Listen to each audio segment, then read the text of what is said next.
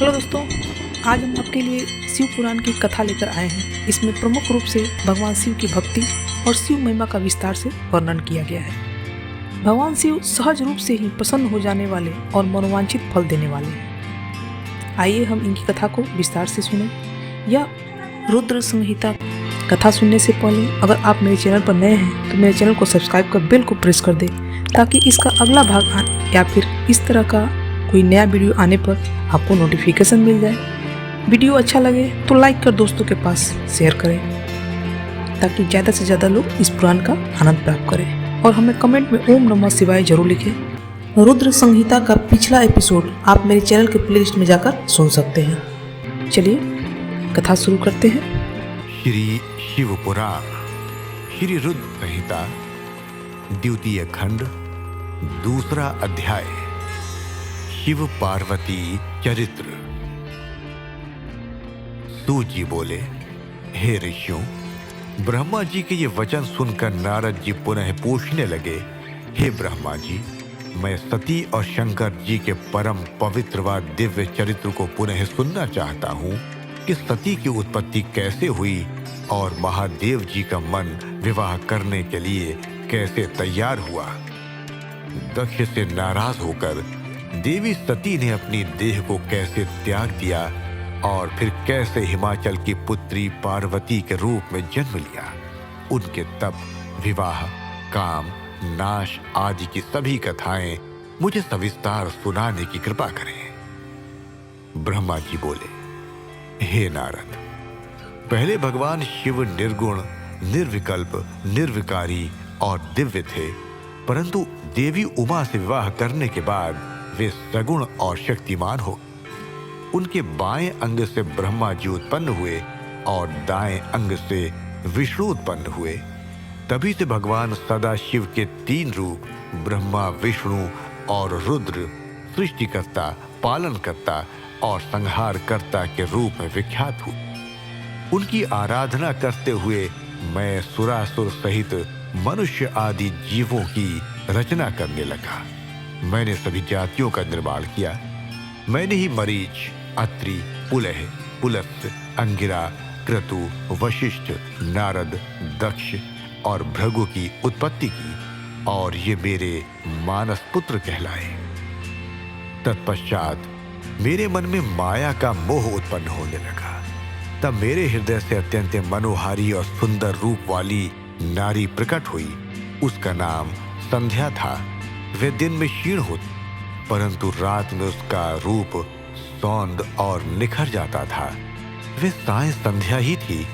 संध्या निरंतर मंत्र का जाप करती थी। उसके सौंदर्य से ऋषि मुनियों का मन भी भ्रमित हो जाता था। इसी प्रकार मेरे मन से एक मनोहर रूप वाला पुरुष भी प्रकट हुआ। वह अत्यंत सुंदर और अद्भुत रूप वाला था। उसके शरीर का मध्य भाग पतला था। वह काले बालों से युक्त था। उसके दांत सफेद मोतियों से चमक रहे थे। उसके श्वास से सुगंध ही निकल रही थी। उसकी चाल मदमस्त हाथी के समान थी। उसकी आंखें कमल के समान थीं। उसके अंगों में लगे केसर की सुगंध नासिका को तृप्त कर रही थी। तभी उस रूपवान पुरुष ने विनय पूर्वक अपने सिर को मुझ ब्रह्मा के सामने झुकाकर मुझे प्रणाम किया और मेरी बहुत स्तुति की। वह पुरुष बोला, ब्रह्मान, आप अत्यंत शक्तिशाली हैं। आपने ही मेरी उत्पत्ति की है। प्रभु मुझ पर कृपा करें और मेरे योग्य काम मुझे बताएं, ताकि मैं आपकी आज्ञा से उस कार्य को पूरा कर सकूं। ब्रह्मा जी ने कहा, हे भद्र पुरुष, तुम सनातनी सृष्टि उत्पन्न, तुम अपने इसी स्वरूप में फूल के 5 बाणों से स्त्री और पुरुषों को मोहित करो। इस चराचर जगत में कोई भी जीव तुम्हारा तिरस्कार नहीं कर पाएगा। तुम छिपकर प्राणियों के हृदय में प्रवेश करके सुख का हेतु बनकर सृष्टि का सनातन कार्य आगे बढ़ाओगे। तुम्हारे पुष्पमय बाण समस्त प्राणियों को भेद कर उन्हें मदमस्त करेंगे। आज से तुम पुष्प बाण नाम से जाने जाओगे। इसी प्रकार तुम सृष्टि के प्रवर्तक के रूप में जाने जाओगे। तीसरा अध्याय कामदेव को ब्रह्मा जी द्वारा शाप देना। ब्रह्मा जी ने कहा, हे नारद, सभी ऋषि मुनि उस पुरुष के लिए उचित नाम खोजने लगे। तब सोच विचार कर वे बोले कि तुमने उत्पन्न होते ही ब्रह्मा का मन मंथन कर दिया है, अतः तुम्हारा पहला नाम मनमत होगा। तुम्हारे जैसा इस संसार में कोई नहीं है, इसलिए तुम्हारा दूसरा नाम काम होगा, तीसरा नाम मदन और चौथा नाम कंदर्प होगा। अपने नामों के विषय में जानते ही काम ने अपने 5 बाणों का नामकरण कर उनका परीक्षण किया। काम ने अपने 5 बाणों को हर्षण, रोचन, मोहन, शोषण और मारण नाम से सुशोभित किया। ये बाण ऋषि मुनियों को भी मोहित कर सकते थे। उस स्थान पर बहुत से देवता व ऋषि उपस्थित थे। उस समय संध्या भी वही थी। कामदेव द्वारा चलाए गए बाणों के फल स्वरूप सभी मोहित हो गए। सबके मनों में विकार आ गया। सभी काम के वशीभूत हो चुके थे।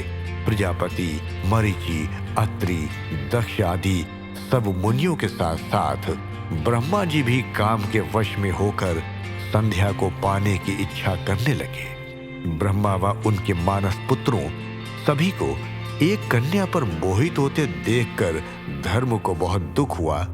धर्म ने धर्म रक्षक त्रिलोकीनाथ का स्मरण किया। तब मुझे देखकर शिव जी हंसे और कहने लगे, हे ब्रह्मा, अपनी पुत्री के ही प्रति तुम मोहित कैसे हो गए? सूर्य का दर्शन करने वाले दक्ष, मरीचि आदि योगियों का निर्मल मन कैसे स्त्री को देखते ही मलिन हो गया? जिन देवताओं का मन स्त्री के प्रति आसक्त हो, उनके साथ शास्त्र संगति प्रकार की जा सकती है।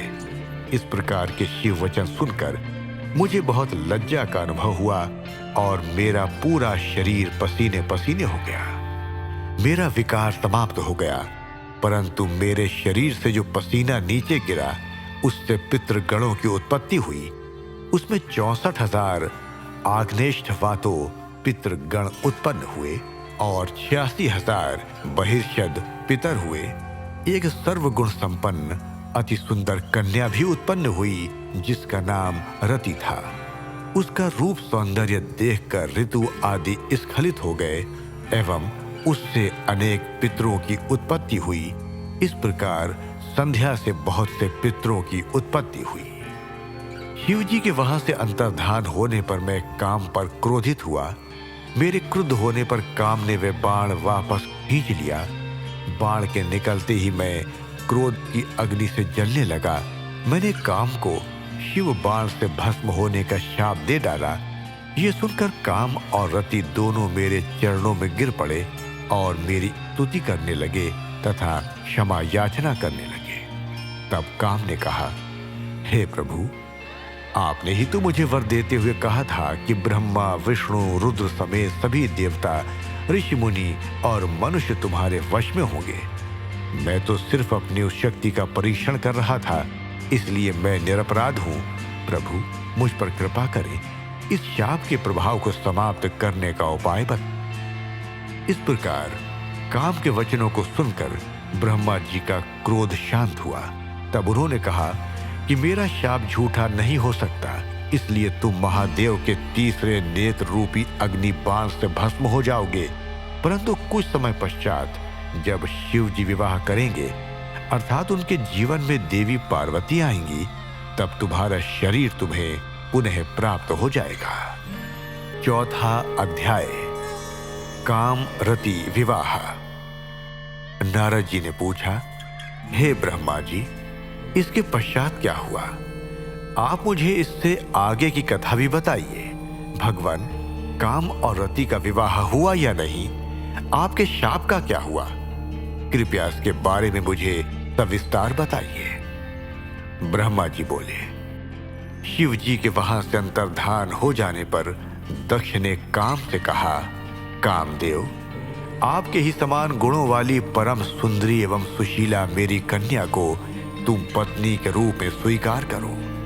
मेरी पुत्री सर्वगुण संपन्न है तथा हर तरीके से आपके लिए सुयोग्य है। हे महातेजस्वी मनोभव, ये हमेशा तुम्हारे साथ रहेगी और तुम्हारी इच्छानुसार कार्य करेगी। ये कहकर दक्ष ने अपनी कन्या जो उनके पसीने से उत्पन्न हुई थी का नाम रति रख दिया। तत्पश्चात कामदेव और रति का विवाह 16 संपन्न हुआ। हे नारद, दक्ष की पुत्री रति बड़ी रमणीय और परम सुंदरी थी। उसका रूप लावण्य मुनियों को भी मोह लेने वाला था। रति से विवाह होने पर कामदेव अत्यंत प्रसन्न हुए। वे रति पर पूर्ण मोहित थे। उनके विवाह पर बहुत बड़ा उत्सव हुआ। प्रजापति दक्ष पुत्री के लिए सुयोग्य वर पाकर बहुत खुश। दक्ष कन्या देवी रति भी कामदेव को पाकर धन्य हो गई थी। जिस प्रकार बादलों में बिजली शोभा पाती है, उसी प्रकार कामदेव के साथ रति शोभा पा रही थी। कामदेव ने रति को अपने हृदय सिंहासन में बैठाया तो रति भी कामदेव को पाकर उसी प्रकार प्रसन्न हुई जिस प्रकार श्री हरि को पाकर देवी लक्ष्मी। उस समय आनंद और खुशी से सराबोर कामदेव व रति भगवान शिव का शाप भूल गए। सूत जी कहते हैं, ब्रह्मा जी का ये कथन सुनकर महर्षि नारद बड़े प्रसन्न हुए और हर्षपूर्वक बोले, हे महामत, आपने भगवान शिव की अद्भुत लीला मुझे सुनाई है।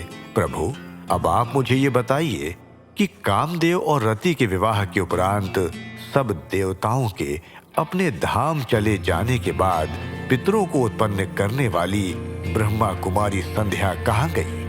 उनका विवाह कब और किससे हुआ? संध्या के विषय में मेरी जिज्ञासा शांत कीजिए। 5वां अध्याय, संध्या का चरित्र। सूत जी बोले, हे ऋषियों, नारद जी के इस प्रकार प्रश्न करने पर ब्रह्मा जी ने कहा, मुने, संध्या का चरित्र सुनकर समस्त कामनियां सती साध्वी हो सकती हैं। वे संध्या मेरी मानस पुत्री थी जिसने घोर तपस्या करके अपना शरीर त्याग दिया था। फिर वे मुनिश्रेष्ठ मेधा तिथि की पुत्री अरुंधति के रूप में जन्मी। संध्या ने तपस्या करते हुए अपना शरीर इसलिए त्याग दिया था क्योंकि वे स्वयं को पापिनी समझती थी। उसे देखकर स्वयं उसके पिता और भाइयों में काम की इच्छा जागृत हुई। तब उसने इसका प्रायश्चित करने के बारे में सोचा तथा निश्चय किया कि वे अपना शरीर वैदिक अग्नि में जला देगी, जिससे मर्यादा स्थापित हो।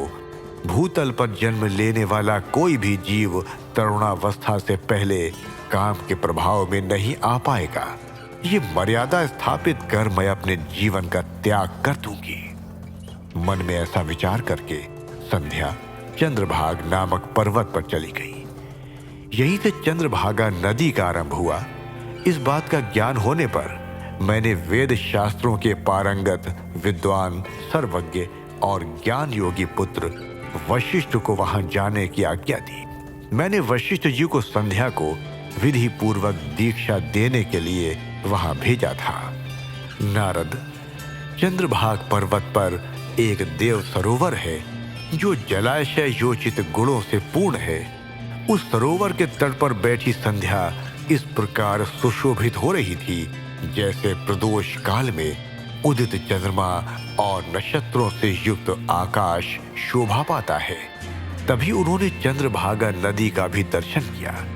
तब उस सरोवर के तट पर बैठी संध्या से वशिष्ठ जी ने आदर पूर्वक पूछा, हे देवी, तुम इस निर्जन पर्वत पर क्या कर रही हो? तुम्हारे माता पिता कौन हैं? यदि ये छिपाने योग्य न हो तो कृपया मुझे बताओ।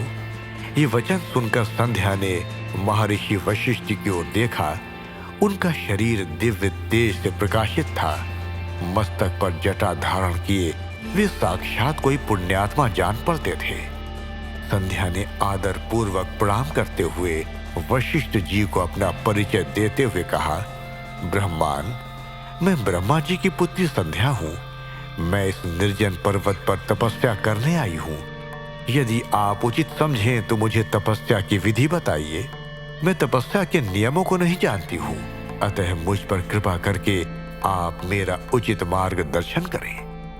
संध्या की बात सुनकर वशिष्ठ जी ने जान लिया कि देवी संध्या मन में तपस्या का दृढ़ संकल्प कर चुकी हैं इसलिए वशिष्ठ जी ने भक्त वत्सल भगवान शिव का स्मरण करते हुए कहा, हे देवी, जो सबसे महान और उत्कृष्ट है, सभी के परम आराध्य हैं, जिन्हें परमात्मा कहा जाता है, तुम उन महादेव शिव को अपने हृदय में धारण करो। भगवान शिव ही धर्म, अर्थ, काम और मोक्ष के स्रोत हैं। तुम उन्हीं का भजन करो। ओम नमः शिवाय मंत्र का जाप करते हुए मौन तपस्या करो। उसके अनुसार मौन रहकर ही स्नान तथा शिव पूजन करो। प्रथम 2 बार छठे समय में जल को आहार के रूप में लो। तीसरी बार छठा समय आने पर उपवास करो। देवी, इस प्रकार की गई तपस्या ब्रह्मचर्य का फल देने वाली तथा अभीष्ट मनोरथों को पूरा करने वाली होती है। अपने मन में शुभ उद्देश्य लेकर शिव जी का मनन व चिंतन करो। वे प्रसन्न होकर तुम्हारी मनोकामना अवश्य पूरी करेंगे। इस प्रकार संध्या को तपस्या की विधि बताकर और उपदेश देकर मुनि वशिष्ठ वहां से अंतर्धान हो गए। छठा अध्याय, संध्या की तपस्या। ब्रह्मा जी बोले, हे महाप्रज्ञ नारद, तपस्या की विधि बताकर जब वशिष्ठ जी चले गए, तब संध्या आसन लगाकर कठोर तप शुरू करने लगी। वशिष्ठ जी द्वारा बताए गए विधान एवं मंत्र द्वारा संध्या ने भगवान शिव की आराधना करनी आरंभ कर दी। उसने अपना मन शिव भक्ति में लगा दिया और एकाग्र होकर तपस्या में मग्न हो गई। तपस्या करते करते 4 युग बीत गए। तब भगवान शिव प्रसन्न हुए और संध्या को अपने स्वरूप के दर्शन दिए, जिसका चिंतन संध्या द्वारा किया गया था। भगवान का मुख्य प्रसन्न था। उनके स्वरूप से शांति बरस रही थी। संध्या के मन में विचार आया कि मैं महादेव की स्तुति कैसे करूं। इसी सोच में संध्या ने नेत्र बंद कर लिए। भगवान शिव ने संध्या के हृदय में प्रवेश कर उसे दिव्य ज्ञान दिया, साथ ही दिव्य वाणी और दिव्य दृष्टि भी प्रदान की। संध्या ने प्रसन्न मन से भगवान शिव की स्तुति की। संध्या बोली, हे निराकार परम ज्ञानी लोक सृष्टा भगवान शिव, मैं आपको नमस्कार करती हूँ। जो शांत, निर्मल, निर्विकार और ज्ञान के स्रोत हैं, जो प्रकाश को प्रकाशित करते हैं, उन भगवान शिव को मैं प्रणाम करती हूँ। जिनका रूप अद्वितीय, शुद्ध, माया रहित, प्रकाशमान, सच्चिदानंदमय, नित्यानंदमय, सत्य, ऐश्वर्य से युक्त तथा लक्ष्मी और सुख वाला है, उन परम पिता परमेश्वर को मेरा नमस्कार है। जो सत्व प्रधान, ध्यान योग्य, आत्मस्वरूप, सारभूत, सबको पार लगाने वाला तथा परम पवित्र है, उन प्रभु को मेरा प्रणाम है। भगवान शिव, आपका स्वरूप शुद्ध, मनोहर, रत्नमय, आभूषणों से अलंकृत एवं कपूर के समान है। आपके हाथों में डमरू, रुद्राक्ष और त्रिशूल शोभा पाते हैं। आपके इस दिव्य, चिन्मय, सगुण, साकार रूप को मैं नमस्कार करती हूँ। आकाश, पृथ्वी, दिशाएं, जल, तेज और काल सभी आपके रूप हैं। हे प्रभु, आप ही ब्रह्मा के रूप में जगत की सृष्टि, विष्णु रूप में संसार का पालन करते हैं। आप ही रुद्र रूप धर कर संहार करते हैं, जिनके चरणों से पृथ्वी तथा अन्य शरीर से सारी दिशाएं, सूर्य, चंद्रमा एवं अन्य देवता प्रकट हुए हैं। जिनकी नाभि से अंतरिक्ष का निर्माण हुआ है, वे ही सद्य है तथा पर ब्रह्मा है। आपसे ही सारे जगत की उत्पत्ति हुई है, जिनके स्वरूप और गुणों का वर्णन स्वयं ब्रह्मा विष्णु भी नहीं कर सकते। भला उन त्रिलोकीनाथ भगवान शिव की स्तुति मैं कैसे कर सकती हूँ? मैं एक अज्ञानी और मूर्ख स्त्री हूँ। मैं किस तरह आपको पूजूं कि आप मुझ पर प्रसन्न हो? हे प्रभु, मैं बारंबार आपको नमस्कार करती हूँ। ब्रह्मा जी बोले, नारद, संध्या द्वारा कहे गए वचनों से भगवान शिव बहुत प्रसन्न हुए। उनकी स्तुति ने उन्हें द्रवित कर दिया।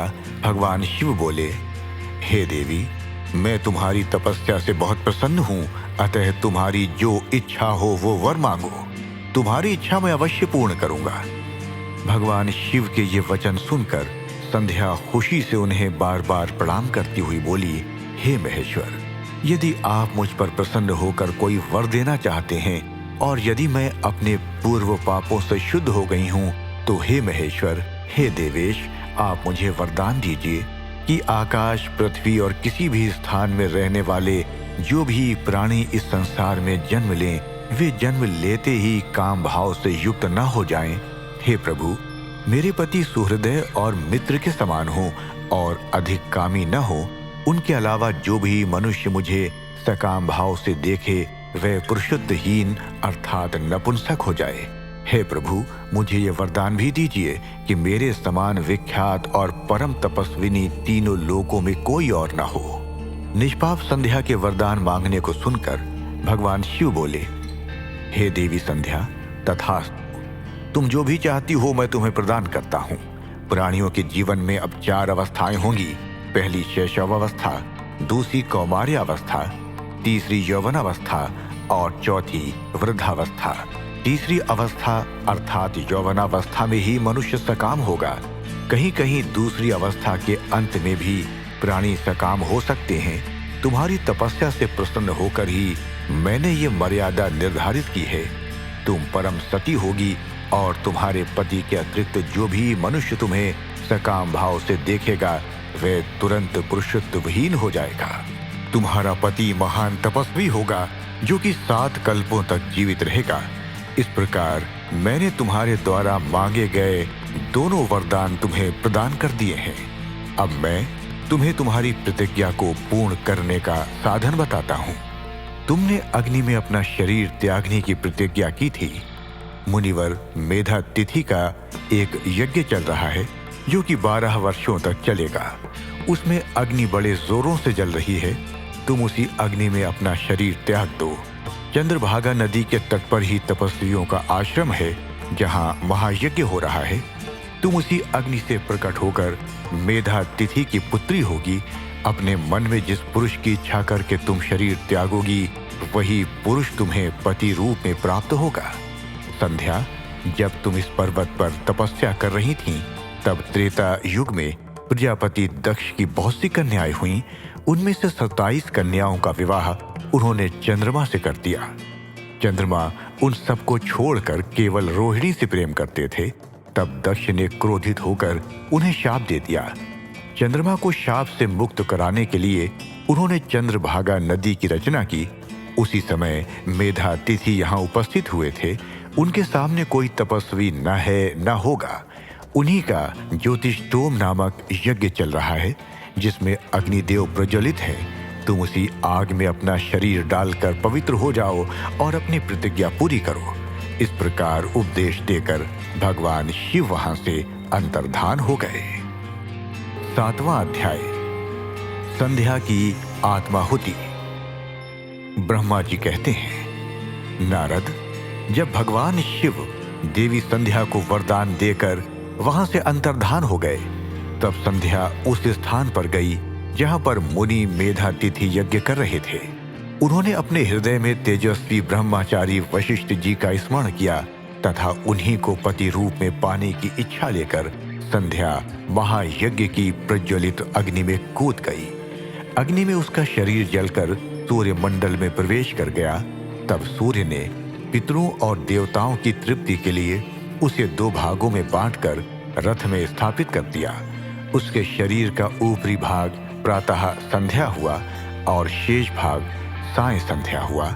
साय संध्या से पितरों को संतुष्टि मिलती है।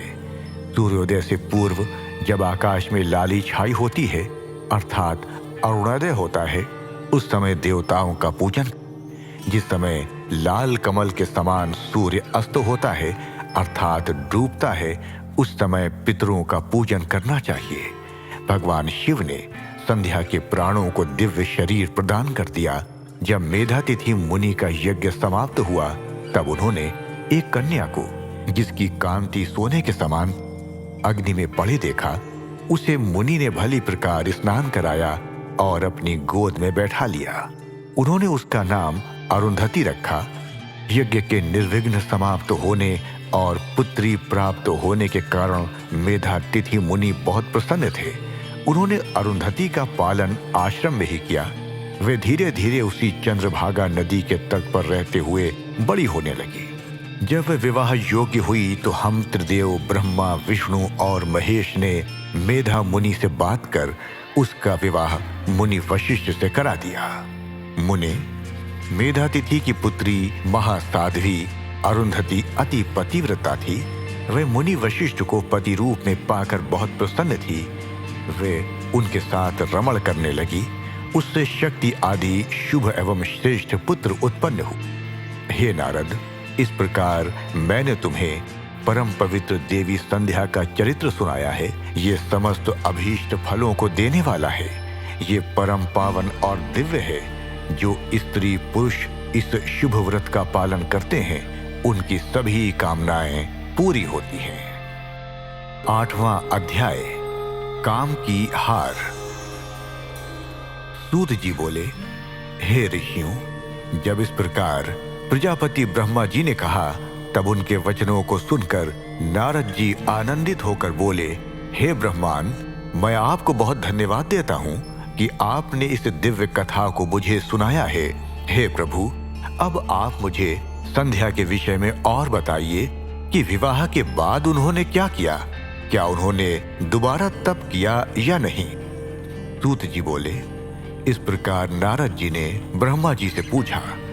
उन्होंने ये भी पूछा कि जब कामदेव रति के साथ विवाह करके वहां से चले गए और दक्ष आदि सभी मुनि वहां से चले गए, संध्या भी तपस्या के लिए वहां से चली गईं, तब वहां पर क्या हुआ? ब्रह्मा जी बोले, हे श्रेष्ठ नारद, तुम भगवान शिव के परम भक्त हो। तुम उनकी लीला को अच्छी प्रकार जानते हो। पूर्व काल में जब मैं मोह में फंस गया, तब भगवान शिव ने मेरा मजाक उड़ाया। तब मुझे बड़ा दुख हुआ। मैं भगवान शिव से ईर्ष्या करने लगा। मैं दक्ष मुनि के यहाँ गया। देवी रति और कामदेव भी वहीं थे।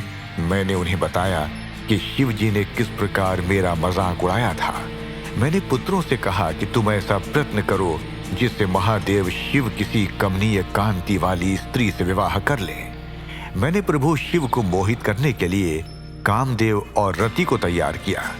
कामदेव ने मेरी आज्ञा को मान लिया। कामदेव बोले, हे ब्रह्मा जी, मेरा अस्त्र तो सुंदर स्त्री ही है, अतः आप भगवान शिव के लिए किसी परम सुंदरी की सृष्टि कीजिए। यह सुनकर मैं चिंता में पड़ गया। मेरी तेज सांसों से पुष्पों से सजे वसंत का आरंभ हुआ। बसंत और मलयानल ने कामदेव की सहायता की। इनके साथ कामदेव ने शिव जी को मोहने की चेष्टा की, पर सफल नहीं हुए। मैंने मरुदगणों के साथ पुनः उन्हें शिव जी के पास भेजा। बहुत प्रयत्न करने पर भी वे सफल नहीं हो पाए। अतः मैंने बसंत आदि सहचरों सहित रति को साथ लेकर शिव जी को मोहित करने को कहा। फिर कामदेव प्रसन्नता से रति और अन्य सहायकों को साथ लेकर शिव जी के स्थान को चले गए। 9वां अध्याय, ब्रह्मा का शिव विवाह हेतु प्रयत्न। ब्रह्मा जी बोले, काम ने प्राणियों को मोहित करने वाला अपना प्रभाव फैलाया। बसंत ने उसका पूरा सहयोग किया। रति के साथ कामदेव ने शिव जी को मोहित करने के लिए अनेक प्रकार के प्रयत्न किए। इसके फलस्वरूप सभी जीव और प्राणी मोहित हो गए। जड़ चेतन समस्त सृष्टि काम के वश में होकर अपनी मर्यादाओं को भूल गई। संयम का व्रत पालन करने वाले ऋषि मुनि अपने कृत्यों पर पश्चाताप करते हुए आश्चर्यचकित थे कि उन्होंने कैसे अपने व्रत को तोड़ दिया, परंतु भगवान शिव पर उनका वश नहीं चल सका।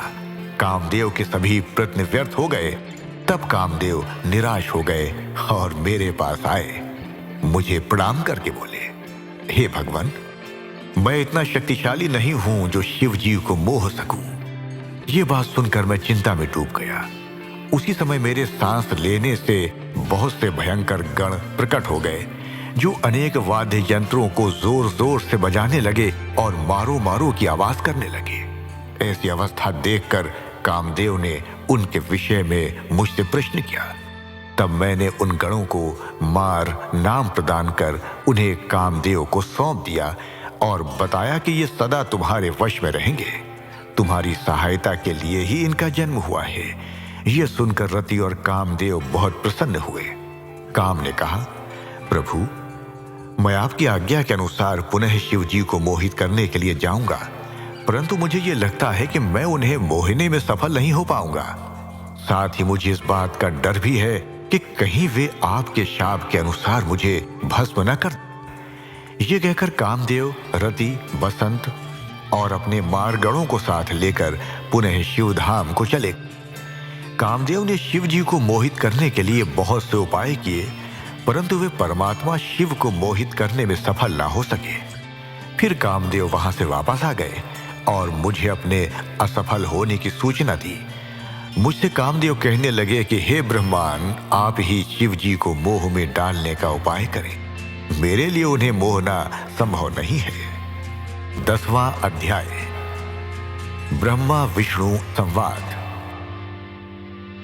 ब्रह्मा जी बोले, नारद, काम के चले जाने पर श्री महादेव जी को मोहित कराने का मेरा अहंकार गिरकर चूर चूर हो गया, परंतु मेरे मन में यही चलता रहा कि ऐसा क्या करूं जिससे महात्मा शिव जी स्त्री ग्रहण कर लें।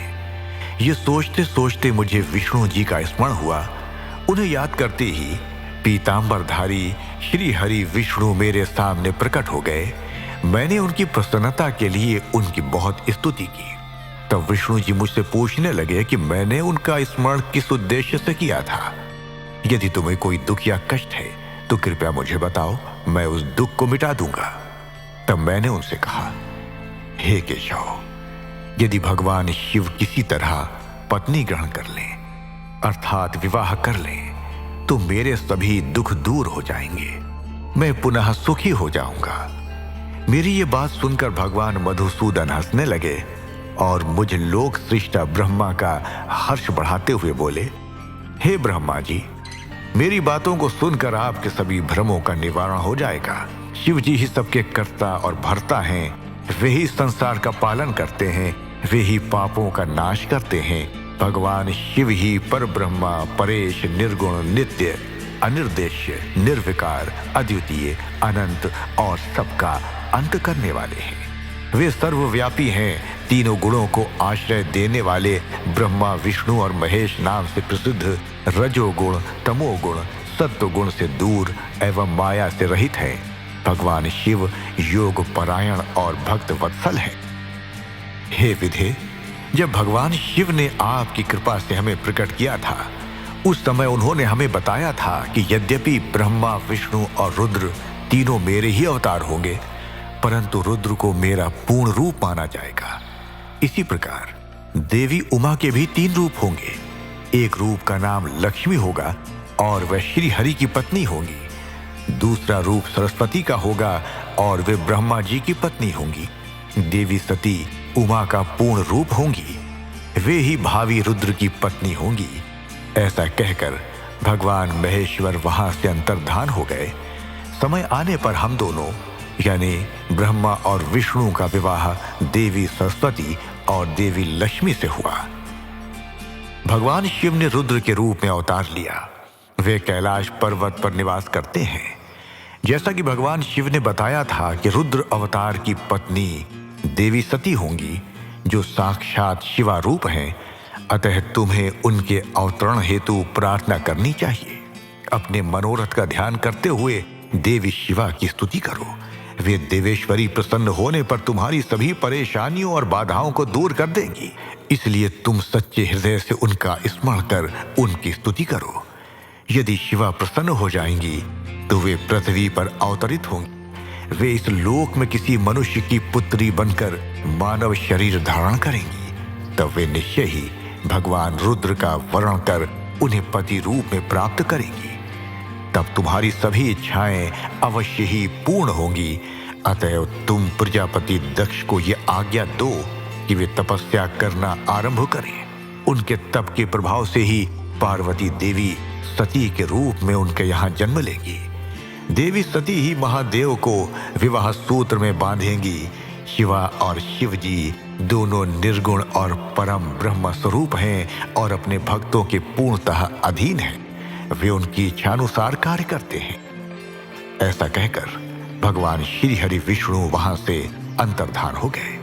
उनकी बातें सुनकर मुझे बड़ा संतोष हुआ, क्योंकि मुझे मेरे दुखों और कष्टों का निवारण करने का उपाय मालूम हो गया था। 11वां अध्याय, ब्रह्मा जी की काली देवी से प्रार्थना। नारद जी बोले, पूज्य पिताजी, विष्णु जी के वहां से चले जाने पर क्या हुआ? ब्रह्मा जी कहने लगे कि जब भगवान विष्णु वहां से चले गए तो मैं देवी दुर्गा का स्मरण करने लगा और उनकी स्तुति करने लगा। मैंने मां जगदम्बा से यही प्रार्थना की कि वे मेरा मनोरथ पूर्ण करें। वे पृथ्वी पर अवतरित होकर भगवान शिव का वरण कर उन्हें विवाह बंधन में बांधें। मेरी अनन्य भक्ति स्तुति से प्रसन्न हो योग निद्रा चामुंडा मेरे सामने प्रकट हुई। उनकी कज्जल सी कांति रूप सुंदर और दिव्य था।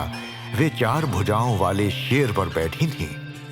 उन्हें सामने देखकर मैंने उनको अत्यंत नम्रता से प्रणाम किया और उनकी पूजा उपासना की। तब मैंने उन्हें बताया कि देवी, भगवान शिव रुद्र रूप में कैलाश पर्वत पर निवास कर रहे हैं। वे समाधि लगाकर तपस्या में लीन हैं। वे पूर्ण योगी हैं। भगवान रुद्र ब्रह्मचारी हैं और वे गृहस्थ जीवन में प्रवेश नहीं करना चाहते। वे विवाह नहीं करना चाहते। अतः आप उन्हें मोहित कर उनकी पत्नी बनना स्वीकार करें। हे देवी, स्त्री के कारण ही भगवान शिव ने मेरा मजाक उड़ाया है और मेरी निंदा की है। इसलिए मैं भी उन्हें स्त्री के लिए आसक्त देखना चाहता हूँ। देवी, आपके अलावा कोई भी इतना शक्तिशाली नहीं है कि वे भगवान शंकर को मोह में डाले। मेरा आपसे अनुरोध है कि आप प्रजापति दक्ष के यहाँ उनकी कन्या के रूप में जन्म लें और भगवान शिव का वरण कर उन्हें गृहस्थ आश्रम में प्रवेश कराएं। देवी चामुंडा बोली, हे ब्रह्मा, भगवान शिव तो परम योगी हैं। भला उनको मोहित करके तुम्हें क्या लाभ होगा? इसके लिए तुम मुझसे क्या चाहते हो? मैं तो हमेशा से ही उनकी दासी हूं। उन्होंने अपने भक्तों का उद्धार करने के लिए ही रुद्र अवतार धारण किया है। ये कहकर वे शिव जी का स्मरण करने लगीं। फिर वे कहने लगीं कि ये तो सच है कि कोई भगवान शिव को मोह माया के बंधनों में नहीं बांध सकता। इस संसार में कोई भी शिव जी को मोहित नहीं कर सकता। मुझ में भी इतनी शक्ति नहीं है कि उन्हें उनके कर्तव्य पथ से विमुख कर सकूं। फिर भी आपकी प्रार्थना से प्रसन्न होकर मैं इसका प्रयत्न करूंगी जिससे भगवान शिव मोहित होकर विवाह कर ले। मैं सती रूप धारण कर पृथ्वी पर अवतरित होऊंगी। ये कहकर देवी वहां से अंतर्धान हो गई। 12वां अध्याय, दक्ष की तपस्या। हे ब्रह्मा जी, उत्तम व्रत का पालन करने वाले प्रजापति दक्ष ने तपस्या करके देवी से कौन सा वरदान प्राप्त किया और वे किस प्रकार दक्ष की कन्या के रूप में जन्मी? ब्रह्मा जी बोले, हे नारद, मेरी आज्ञा पाकर प्रजापति दक्ष क्षीर सागर के उत्तरी तट पर चले गए। वे उसी तट पर बैठकर देवी उमा को अपनी पुत्री के रूप में प्राप्त करने के लिए उन्हें हृदय से स्मरण करते हुए तपस्या करने लगे। मन को एकाग्र कर प्रजापति दक्ष दृढ़ता से कठोर व्रत का पालन करने लगे। उन्होंने 3000 दिव्य वर्षों तक घोर तपस्या की। वे केवल जल और हवा ही ग्रहण करते थे। तत्पश्चात देवी जगदम्बा ने उन्हें प्रत्यक्ष दर्शन दिए। कालिका देवी अपने सिंह पर विराजमान थीं। उनकी श्यामल कांति व मुख अत्यंत मोहक था। उनकी 4 भुजाएं थीं। वे एक हाथ में वरद, दूसरे में अभय, तीसरे में नीलकमल और चौथे हाथ में खड्ग धारण किए हुए थीं। उनके दोनों नेत्र लाल थे और केश लंबे व खुले हुए थे। देवी का स्वरूप बहुत ही मनोहारी था। उत्तम आभा से प्रकाशित देवी को दक्ष और उनकी पत्नी ने श्रद्धा पूर्वक नमस्कार किया। उन्होंने देवी की श्रद्धा भाव से स्तुति की।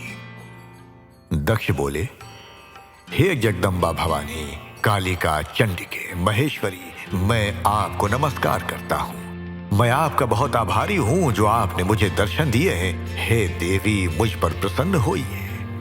ब्रह्मा जी ने कहा, हे नारद, देवी जगदम्बा ने स्वयं ही दक्ष के मन की इच्छा जान ली थी। वो बोली, दक्ष, मैं तुम्हारी तपस्या से बहुत प्रसन्न हूँ। तुम अपने मन की इच्छा मुझे बताओ। मैं तुम्हारे सभी दुखों को अवश्य दूर करूंगी। तुम अपनी इच्छा अनुसार वरदान मांग सकते हो। जगदम्बा की ये बात सुनकर प्रजापति दक्ष बहुत प्रसन्न हुए और देवी को प्रणाम करने लगे। दक्ष बोले, हे देवी, आप धन्य हैं। आप ही प्रसन्न होने पर मनोवांछित फल देने वाले। हे देवी, यदि आप मुझे वर देना चाहती हैं तो मेरी बात ध्यान पूर्वक सुने और मेरी इच्छा पूर्ण करें। हे जगदम्बा, मेरे स्वामी शिव ने रुद्र अवतार धारण किया है, परंतु अब तक आपने कोई अवतार धारण नहीं किया है। आपके सिवा कौन उनकी पत्नी होने योग्य है? अतः हे देवी, आप मेरी पुत्री के रूप में धरती पर जन्म लें और भगवान शिव को अपने रूप लावण्य से मोहित करें। हे जगदम्बा, आपके अलावा कोई भी शिव जी को कभी मोहित नहीं कर सकता, इसलिए आप हर मोहिनी अर्थात भगवान को मोहने वाली बनकर संपूर्ण जगत का हित कीजिए, यही मेरे लिए वरदान है। दक्ष का ये वचन सुनकर जगदम्बिका हंसने लगी और मन में भगवान शिव का स्मरण कर बोली, हे प्रजापति दक्ष, तुम्हारी पूजा आराधना से मैं प्रसन्न हूं। तुम्हारे वर के अनुसार मैं तुम्हारी पुत्री के रूप में जन्म लूंगी। तत्पश्चात बड़ी होकर मैं कठोर तप द्वारा महादेव जी को प्रसन्न कर उन्हें पति रूप में प्राप्त करूंगी। मैं उनकी दासी हूं। प्रत्येक जन्म में शिव शंभु ही मेरे स्वामी होते हैं, अतः मैं तुम्हारे घर में जन्म लेकर शिवा का अवतार धारण करूंगी। अब तुम घर जाओ, परंतु एक बात हमेशा याद रखना, जिस दिन तुम्हारे मन में मेरा आदर कम हो जाएगा, उसी दिन मैं अपना शरीर त्याग कर अपने स्वरूप में लीन हो जाऊंगी। ये कहकर देवी जगदम्बिका वहां से अंतर्धान हो गईं तथा प्रजापति दक्ष सुखी मन से घर लौट आए। कथा अच्छी लगी हो तो लाइक कर दोस्तों के पास शेयर करें। इस कथा का अगला पिछला भाग सुनने के लिए आप मेरे चैनल के प्लेलिस्ट में जाकर सुन सकते हैं। अगर आप मेरे चैनल पर नए हैं तो मेरे चैनल को सब्सक्राइब कर बेल को प्रेस कर दें, ताकि इस कथा का अगला एपिसोड जब भी आए आपको नोटिफिकेशन मिल जाए। और हमें कमेंट में ओम नमः शिवाय लिखना नहीं भूलें। धन्यवाद।